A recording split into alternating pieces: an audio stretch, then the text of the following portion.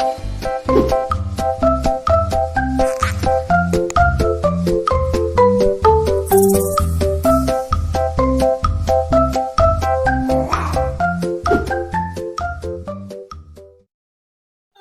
assalamualaikum warahmatullahi wabarakatuh. Terima kasih sudah klik video ini. Oke, yang pertama, perkenalkan dulu yang belum kenal, namaku Hanifah Putri Manopo dari Fakultas Hukum Universitas Nasional Pasar Minggu. Hai. Nah, di minggu ini kita kembali lagi nih dengan materi-materi perkuliahan yang belum pada tahu. Silakan cari aja di profil ya, banyak banget materi-materi perkuliahan yang saya bahas. Oke, sekarang waktunya untuk membahas tentang hukum perdata internasional. Sebelum itu aku perkenalkan dulu dosen hukum perdata internasional kita yang ganteng, gagah, perkasa, tapi sayang sama orang. Enggak bercanda. Oke, perkenalkan Bapak Ogian Davis Juanda, SH, LLM, CLE, CPR, CMA, CML, CMLC. Ya, beliau adalah seorang pengacara, arbiter, sekaligus dosen di Universitas Nasional. Keren banget, inovasi banget. Inovasi. Inspiratif. Oke. Dalam kasus ini, beliau mengajar tentang hukum perdata internasional. Hukum perdata internasional sendiri itu apa sih?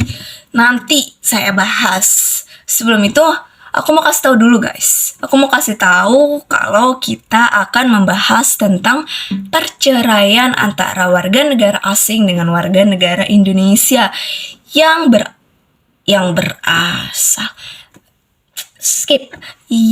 dilakukan di Indonesia dengan mengikuti sistem hukum di Indonesia.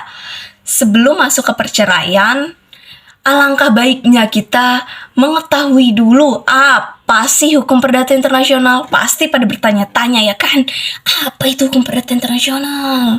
Saya pun juga nggak tahu. Enggak, maaf. Kita bahas hukum perdata internasional. Cekidot. Oke, kita rubah dulu suaranya menjadi lebih gagah. Oke, masuk ke pengertiannya. Hukum perdata internasional menurut Profesor Dr. Mukhtar Kusumaatmadja merupakan suatu kaidah dan asas hukum yang meliputi sistem keperdataan yang melewati batas negara dan yang pastinya adalah memiliki unsur asing. Apa sih unsur asing? Unsur asing itu adalah unsur di luar Indonesia yang berkaitan dengan unsur Indonesia, seperti halnya warga negara asing yang memiliki hubungan dengan warga negara Indonesia atau memiliki hubungan dengan negara Indonesia. Gitu, kawan-kawan. Selanjutnya, apa sih pentingnya hukum perdata internasional untuk dipelajari? Saya juga tadi nggak tahu apa itu pentingnya hukum perdata internasional, tapi mari kita bahas. Pentingnya hukum perdata internasional yang harus kita pelajari, cekidot. Oke, hukum perdata internasional itu penting sekali untuk kita pelajari. Karena untuk yang belum tahu, hukum perdata internasional itu merupakan landasan kita untuk mengetahui pertama, hukum mana sih yang bisa digunakan untuk menyelesaikan sebuah perkara internasional gitu kan. Apakah hukum Indonesia kah atau hukum Inggris kah atau hukum Den Haag kah gitu. Tadi kejeda kawan-kawan. Terus yang kedua, pentingnya hukum perdata internasional itu apa? Untuk menentukan hakim mana yang berhak menyelesaikan perkara itu. Dan selanjutnya, untuk mengetahui pengadilan mana yang berhak menyelesaikan kasus keperdataan tersebut. Gitu. Untuk kali ini kita akan bahas pengadilan di Indonesia tentang kasus perceraian. Biasanya di pengadilan agama atau pengadilan negeri. Oke, selanjutnya kita akan bahas tentang sumber hukum perdata internasional. Ternyata hukum perdata internasional memiliki sumbernya sendiri. Sumbernya apa aja? Yang pertama, hukum nasional Indonesia itu sendiri. Yang kedua, perjanjian internasional. Dan yang ketiga adalah kebiasaan internasional. Ternyata Apakah kebiasaan dan perjanjian itu bisa menjadi hukum, guys? Oke, next. Kita akan masuk ke inti pembahasannya. Tapi kita harus mengerti dulu apa itu pengertian perkawinan dan perkawinan internasional. Apa sih pengertiannya? Oke, kita bahas. Oke, dalam unsur perdata internasional terdapat istilah perkawinan. Perkawinan itu ada perkawinan lokal dan perkawinan campuran. Perkawinan campuran merupakan perkawinan antara warga negara Indonesia dengan warga negara asing di Indonesia atau di luar Indonesia. Selain perkawinan campuran, hukum perdata internasional juga mengatur tentang perceraian.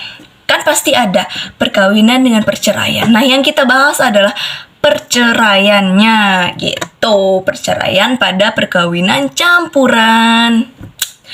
Masuk ke asas-asas yang mendasari perceraian pada perkawinan campuran. Penasaran? Ini dia.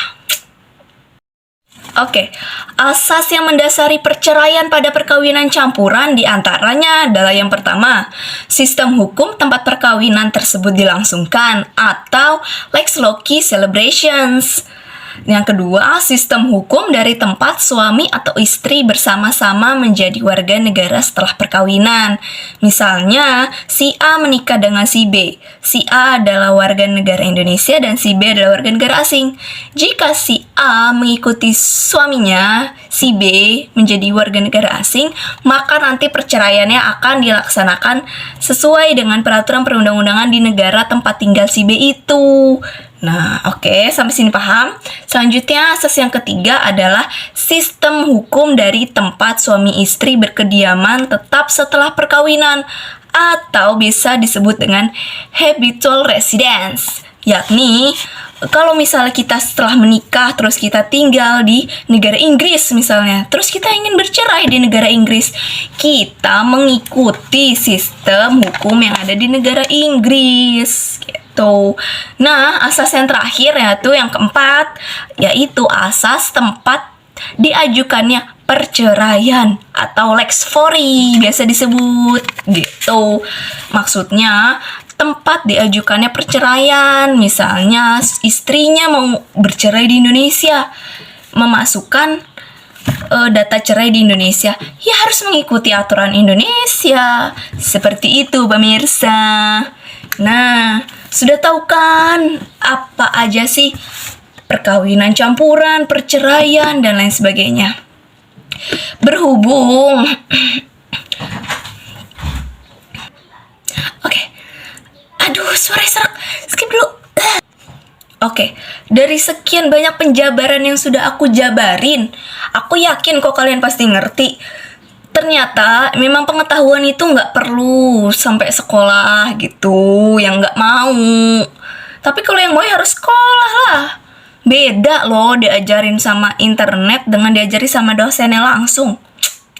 Cobain dosen aku. Kalau nggak ketagihan. Oke, masuk ke kesimpulan dari penjelasan yang aku jelasin tadi. Kesimpulannya adalah ternyata perceraian antara warga negara asing dan warga negara Indonesia di Indonesia oleh majelis hakim di Indonesia ternyata sudah memiliki jurisprudensi, guys. Nah, selanjutnya, perbedaan dalam putusan perceraian warga negara asing merupakan bagian dari kewenangan dan independensi dari hakim dalam memeriksa suatu perkara yang dilihat dari beberapa aspek hukum, seperti bukti, registrasi perkawinan, kedudukan domisili tergugat atau penggugat, dan tempat di mana gugatan cerai itu diajukan gitu. Dalam sistem hukum di Indonesia, jika perceraian WNA dengan WNI, maka kedudukan yang diambil di Indonesia adalah kedudukan domisili. Kedudukan domisili dari tergugat atau penggugat. Atau biasa disebut dengan, ingat tadi apa? Yes, habitual residence. serta tempat diajukannya suatu perkara atau biasa disebut dengan choice of law. Begitu. Dalam memutuskan perceraian warga negara asing yang telah melangsungkan perkawinan di luar negeri, sehingga asas seperti Lex Loci Celebration yang ada dijadikan acuan putusan luar negeri. Nah, tidak dapat diterapkan di Indonesia karena adanya perbedaan sistem hukum. Karena setiap negara itu memiliki sistem hukumnya sendiri-sendiri. Dalam hal ini, Indonesia tidak memperkenankan asas hukum Lex Loci Celebration karena takutnya nanti akan mencampuri sistem hukum di negara lain. Begitu, pemirsa. Selanjutnya, perceraian warga negara asing yang dilakukan di Indonesia harus berdasarkan hukum di Indonesia, nggak boleh nego-nego. Misalnya, saya orang Rusia, saya mau dong cerai di Indonesia tapi pakai sistem hukum Rusia. Oh, tidak bisa, pemirsa, nggak boleh ya. Hukum itu bukan cabai yang bisa ditawar-tawar, begitu. Karena apa? Karena kedua belah pihak yang mengajukan perceraian di Indonesia berarti sukarela tunduk terhadap hukum yang berlaku di Indonesia. Harus sukarela, harus ikhlas, begitu pemirsa. Oke, sekian aja penjelasan dari aku tentang hukum perdata internasional. Terima kasih banget udah stay tune, sudah subscribe, sudah like. Oke, terima kasih. Sampai bertemu selanjutnya jika aku ada tugas. Tetap pantengin, siapa tahu bermanfaat. Yang mau kuliah hukum silakan masuk di universitas